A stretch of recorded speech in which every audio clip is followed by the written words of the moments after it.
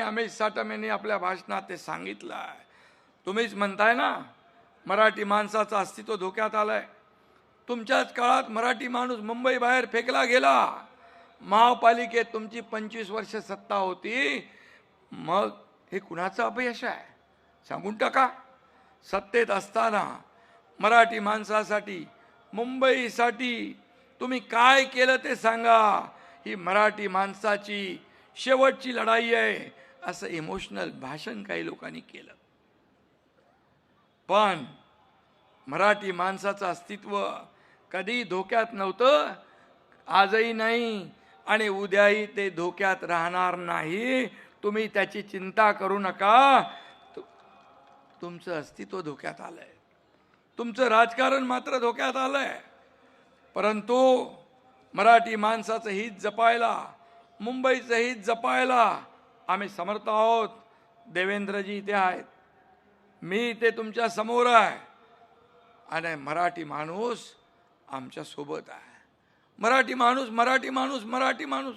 अरे एकनाथ शिंदे का मराठी नाही? देवेंद्र फडणवीसजी काय मराठी नाहीत? मराठी माणसासाठी काय केलं ते सांगा. आज मी पुन्हा सांगतो, मुंबईतली मराठी माणसाचं महत्त्व कधी कमी होणार नाही. आणि त्यासाठी येणारा महापौर महायुतीचाच असेल आणि मराठीच असेल.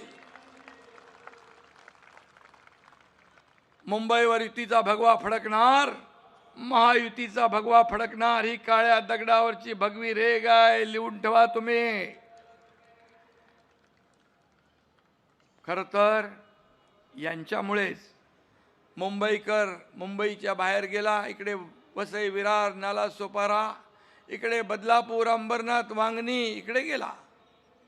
ह्या तुमच्यामुळे गेला आहे का? यांच्यावर जाण्याची वेळ आली आणि म्हणून यांना पुन्हा सन्मानाने मुंबईकर जो बाहेर गेला त्याला पुन्हा मुंबईत आणण्याचं काम ही महायुती केल्याशिवाय राहणार नाही.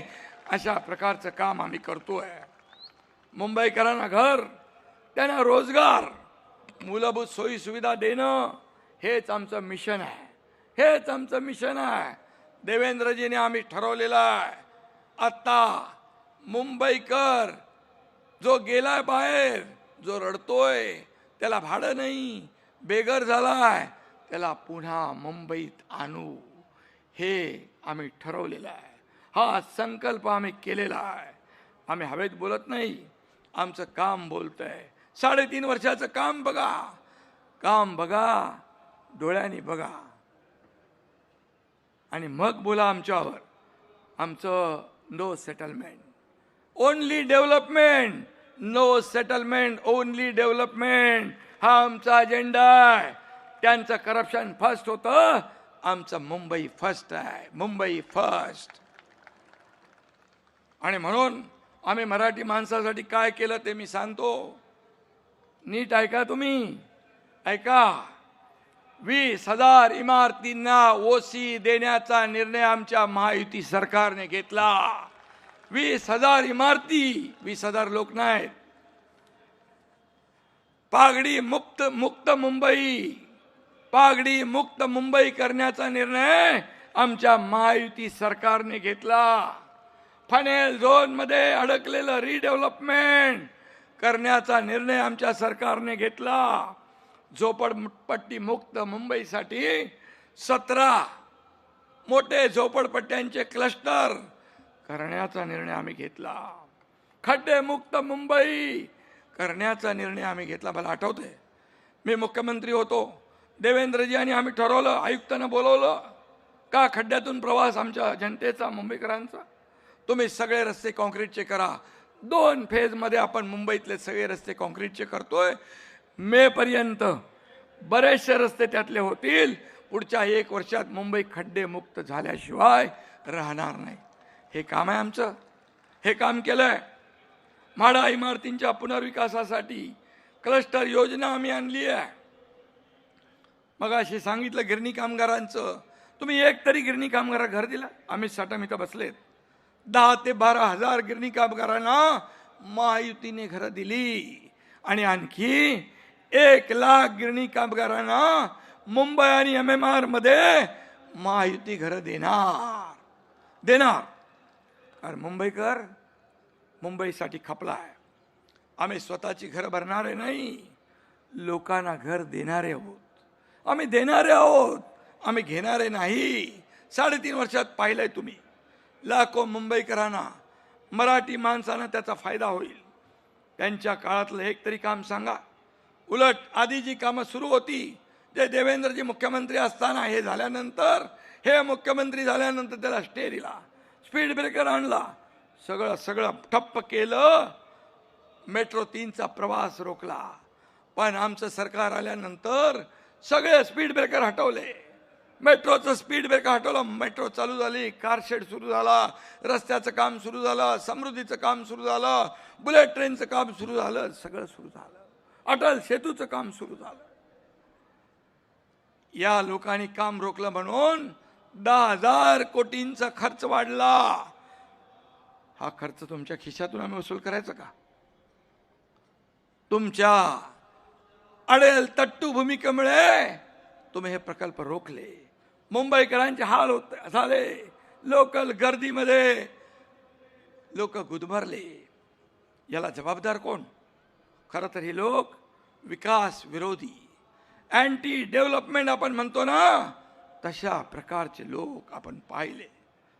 मुंबईत सुरू असलेल्या पुनर्विकासाच्या कामामुळं यांना खोकला होतो म्हणे, कुठेतरी म्हणाले. पण वर्षानुवर्षे झोपडपट्ट्यांमध्ये आणि धोकादायक इमारतीमध्ये राहणाऱ्या लोकांपेक्षा यांच्या स्वतःच्या खोकल्याचं कौतुक मोठं आहे. अरे, स्वतःच्या बंगल्याला परमिशन आणि गरिबांच्या घरांमुळे पोल्युशन होतंय, प्रदूषण होतंय. तुम्ही बंगल्यावर बंगले बांधा आणि या गोर गरिबांनी झोपडपट्टीमध्ये त्या बाथरूमच्या टॉयलेटच्या पाण्यामध्ये, गटाराच्या पाण्याच्या बाजूला राहायचं, खितपत पडायचं. लोकांच्या वेदना जाणून घ्यायला कुणाचा जन्म कुठे झाला हे महत्वाचं नसतं. काहीतरी म्हणाले ते. आणि म्हणून सर्वसामान्यांसाठी कोण पोटतिडकीने काम करतोय ते महत्वाचं आहे. तुम्हाला कळणार कसं? देवेंद्रजी काय, मी काय, आम्ही ऑन फील्ड काम करणारे आहोत. आम्ही जमिनीवरचे कार्यकर्ते आहोत. तुम्ही घरात बसता. घरात बसलेल्यांना दुःख काय कळणार? लोकांची काय वेदना कळणार?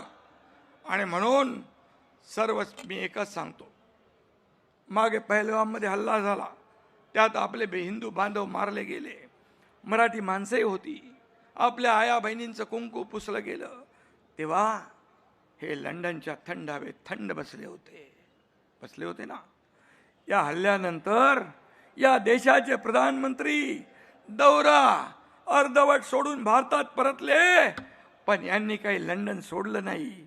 अरे काय असा जीव अडकलाय तिकडं त्या लंडन मध्ये? असं काय आहे तिथे? काय आहे? घबाड आहे? जाऊ द्या, सगळी माहिती माझ्याकडे आहे, पण मी त्या खोलात जाऊ इच्छित नाही. यांच्याकडे पण आहे. आज जे लोक मराठी माणसाच्या नावाने गळे काढतात ते निवडणूक संपल्यानंतर आराम करायला कुठे जातात ते तुम्हाला माहित आहे. परत येतील ना. यांना मुंबईशी काही देणं घेणं नाही, मराठी माणसाशी काही देणं घेणं नाही. आता म्हणतात आमच्या वादापेक्षा महाराष्ट्र मोठा आहे, वादापेक्षा. अरे मग मी म्हणतो, 20 वर्षापूर्वी वेगळे का झालात? त्यावेळी तुमच्यासाठी महाराष्ट्र काय छोटा होता? बाळासाहेबांची इच्छा होती तेव्हा ती पूर्ण नाही केली. त्यावेळी बाळासाहेबांपेक्षा तुमचा स्वार्थ मोठा होता, अहंकार मोठा होता. हे साऱ्या महाराष्ट्राने पाहिलेलं आहे. एकमेकांविषयी काल परवापर्यंत एकत्र येण्यापर्यंत काय काय बोललात तेही आठवा. स्वार्थासाठी वेगळे झालात आणि स्वार्थासाठीच एकत्र आलात, ही मुंबईकर जनता जाणते आहे. हे मुंबईकरांना पक्क माहीत आहे. मराठी माणसाच्या नावाने खोटा पुळका, खोटं प्रेम दाखवण्याची आवश्यकता नाही. हे पुतना मावशीचं प्रेम आहे, हे खरं प्रेम आहे. आणि म्हणून मराठी माणसाने सावध राहणं आवश्यक आहे. मराठी माणसासाठी काय त्यांनी केलं हे आठवून बघा. आणि आम्ही 3.5 वर्षात, या मागचं तर जाऊ द्या, 3.5 वर्षात काय केलं ते बघा, काय करतोय तेही बघा. 20 वर्षात आम्ही विचारांची भूमिका, बाळासाहेबांच्या विचारांची भूमिका घेतली, तर खालच्या पातळीवर जाऊन टीका करता. मग तुमच्या भावाचे नगरसेवक फोडले तेव्हा किती तुम्ही दानदक्षिणा घेतली हो तेही एकदा सांगा. तेही सांगा. तेव्हा काही वाटलं नाही. 25 वर्ष मुंबईला लुटणारे आज भ्रष्टाचारावर बोलताय. ही मोठी गंमत आहे, मोठा जोक आहे. आणि म्हणून आम्ही आयत्या बिळावरचे नागोबा नाही. आम्ही कार्यकर्त्यातून मोठे झालोय. कार्यकर्ता काम करून करून या ठिकाणी मोठा झालेला आहे. आम्ही तुमचं काय जाताना घेऊन गेलो नाही. आम्ही मंत्रिपद सोडून गेलो, सत्तेवर पाणी सोडून गेलो, असं एक तरी उदाहरण महाराष्ट्राने देशात दाखवून द्या. आणि आमचं सरकार स्थापन झालं, युतीचं गठबंधनचं सरकार स्थापन झालं. तुम्हीच आम्हाला दूषणं देता. मगाशी रामदासबाईंनी सांगितलं, मी त्याच्यावर बोलत नाही, पण मराठी माणसाच्या आणि भारतीय जनता पक्षाच्या पाठीत खंजीर खुमसण्याचं काम तुम्ही केलं. मराठी माणसाने, मुंबईने, महाराष्ट्राने मॅन्डेट दिलं होतं शिवसेना भाजपा युतीचं, ते तुम्ही तोडलं. आता महायुतीने केलेली कामं चोरणारी कामचोर टोळी आता नवीन सुरू झाली आहे, सक्रिय झालेली आहे. कुठंही बघितलं तर हे मी केलं, ते मी केलं, आम्ही केलं. त्याचे होर्डिंग पण बघितले मी, लावलेत होर्डिंग. स्थगित्या देण्याशिवाय तुम्ही काय केलं ते सांगा. फक्त तुम्ही काहीच करून दाखवलं नाही. फक्त तुम्ही खाऊनच दाखवलं. कोणी कोविड रुग्णांची खिचडीतले पैसे खाऊन दाखवले, बॉडी बॅग मधले पैसे खाऊन दाखवले, कोविड सेंटरचे पैसे खाऊन दाखवले, मिठीच्या गाळ खाऊन दाखवला. अरे रस्त्यावरचं डांबरही खाल्लं. मराठी माणसा, मराठी ठेकेदारांना ब्लॅकलिस्ट करण्याचं पापही तुम्ही केलं. मुंबईची मोकळी मैदान आणि भूखंड कोणी कुणाच्या खिशात आणि घशात घातली तेही बघा. आठवा, रस्त्यावरचे काम करणाऱ्या कंपनीला, पेंग्विनचं कोणतं नाव घेतलं, ती कंपनीला दिलं. बोरिवलीच्या कपडे व्यापाऱ्याला ऑक्सिजन प्लांट उभारण्याचं काम दिलं. वा रे वा. कोण आहे तुमचा लाडका रोमिल छेडा?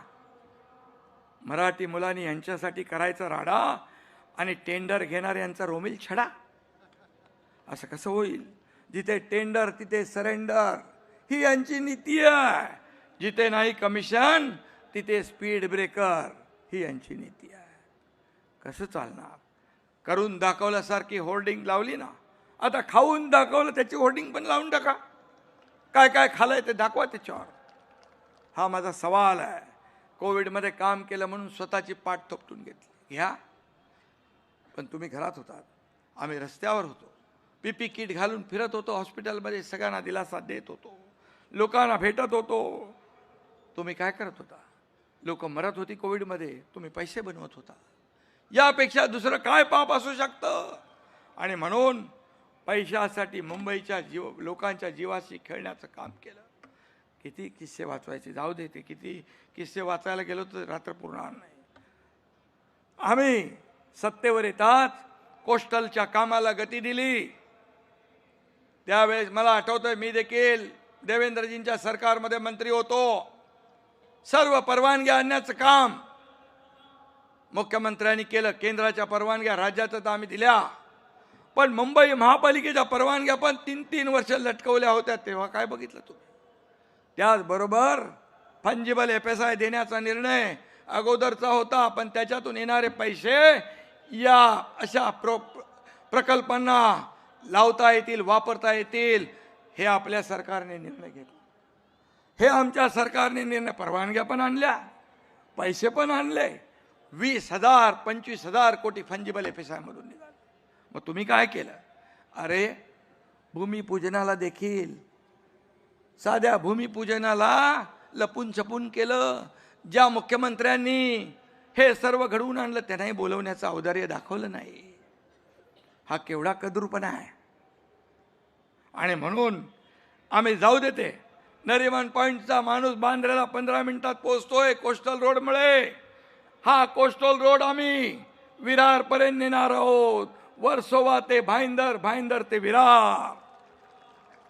मुंबई 40 मिनिटात विरारपर्यंत, 15 मिनिटात बांद्र्यातून नरिमन पॉइंट. गेम चेंजर प्रकल्प आहे. मुंबई ईस्टर्न फ्रीवे सुद्धा ठाण्यापर्यंत आम्ही वाढवतोय, एलिव्हेटेड करतोय. मेट्रोच्या कामाला तुम्ही दिलेली स्थगिती उठवली, मगाशी मी सांगितलं. लाखो लोक आज प्रवास